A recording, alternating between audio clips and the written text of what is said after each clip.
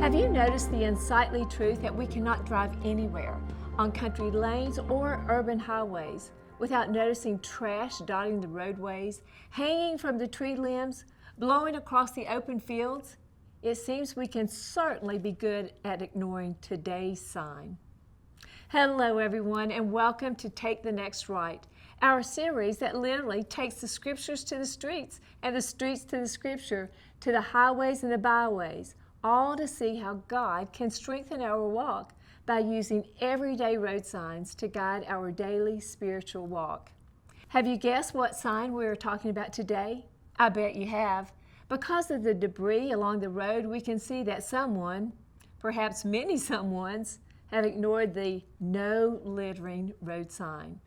But let's think beyond the streets for just a bit today, because not all litter hangs out by the side of the road. There's another kind of litter that's even uglier and even more destructive. Dr. Willard Galen, clinical professor of psychiatry at Columbia College of Physicians and Surgeons, wrote these words, and please listen carefully.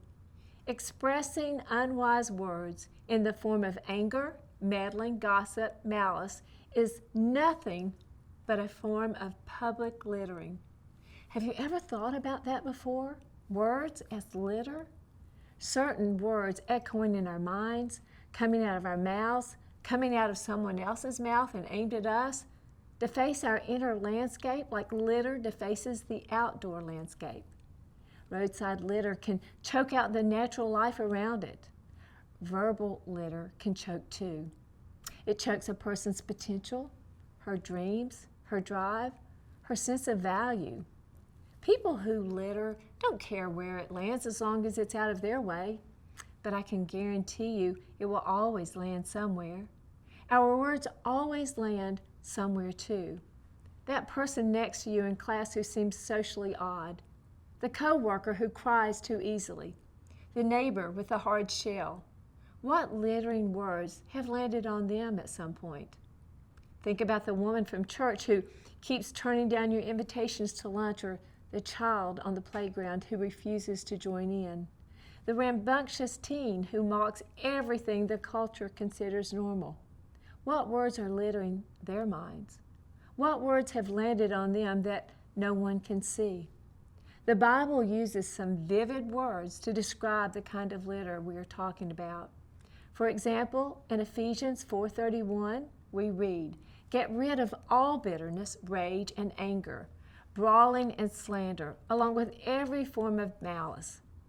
The rest of the story, in Ephesians 4:29, where the Apostle Paul wrote, "Do not let any unwholesome talk come out of your mouth, but only what is helpful in building others up according to their needs, that it may benefit those who listen."